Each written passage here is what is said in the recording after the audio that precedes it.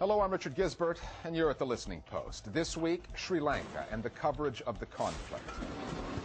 The Tamil Tigers and the media up against the forces of government. We're now 300 meters away from the Tamil Tiger line. Welcome back. It's a familiar storyline. Government forces move against what they call the forces of terrorism, and then lock the media out of the war zone for so-called security reasons. This isn't Gaza we're talking about. We'll get to that later. It's Sri Lanka. As the Sri Lankan government tightens its grip on northern strongholds long held by the Tamil Tiger rebel movement, the media are being subjected to censorship, intimidation, and news blackouts. The head of Sri Lanka's state-funded broadcaster has called on the media to, quote, restore peace and harmony, unquote. And the stakes are high. A leading editor of an opposition newspaper has been murdered, and international news channels find themselves threatened with expulsion from the island unless they play by the rules. Our starting point this week, Sri Lanka, the media, and the struggle to tell both sides of the story.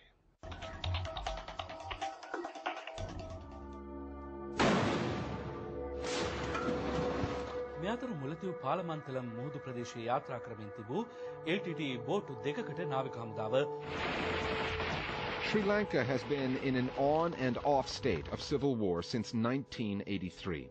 However, the story is more difficult to cover now than ever. We're now 300 meters away from the Tamil Tiger lines. I started covering Sri Lankan war in 1992.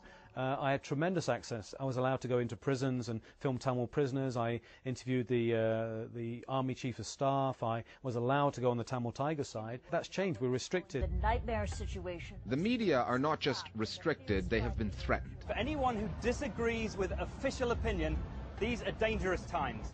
International news networks, including AlJazeera, BBC, and CNN, have all been put on notice by the Sri Lankan government.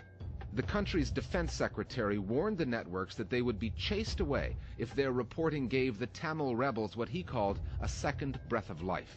The minister issued the threat just days after this interview with the BBC.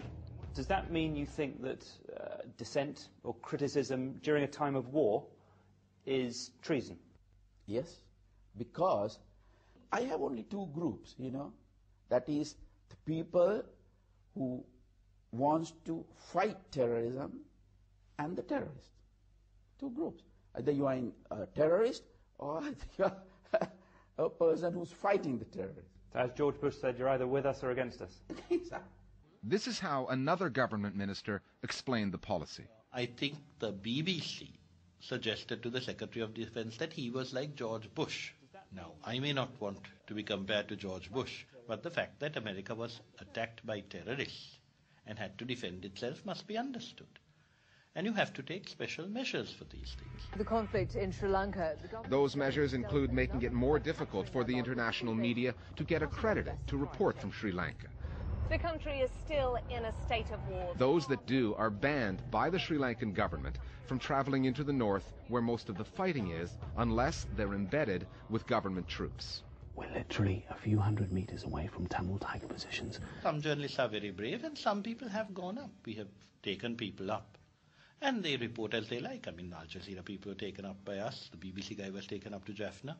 They don't say only what the government wants. So it's not that we're trying to muscle people. And the government is using censorship. BBC World Service Radio, which is broadcast through Sri Lankan FM stations, has had its programs interfered with in an almost comical way. Some parts of the program where we are reporting on the Sri Lankan war, mostly, they normally lower our audio and they would play some music or something else on that. On one occasion, they also played the cricket commentary between Sri Lanka and India. As a result, the BBC's World Service suspended its FM broadcasts. It can still be heard in Sri Lanka, but only via shortwave. The international media have been harassed. The Sri Lankan media have it much worse.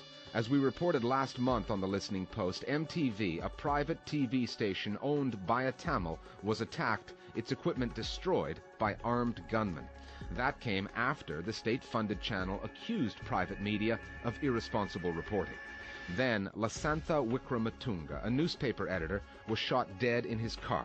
He was the 14th journalist killed in Sri Lanka in the last 3 years. So many have been killed and nobody has been brought to justice, which is another problem we have with the Sri Lankan government in this situation. We want them to prosecute the murderers of journalists with the same enthusiasm as they would prosecute the murderer of a politician or a military person or anybody else, and they don't do this.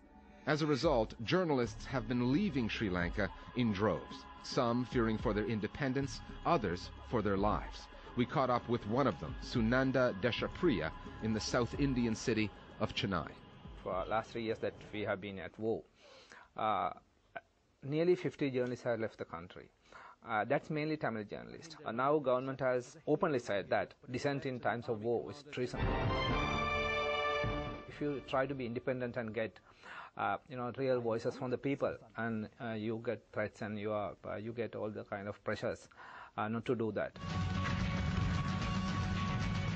After a quarter century of civil war, the fighting has intensified, but the coverage has fallen off. In a way, Sri Lanka is reminiscent of the recent Israeli war on Gaza. Governments that say they're out to eradicate enemies that they call terrorists lock out the media and control the story.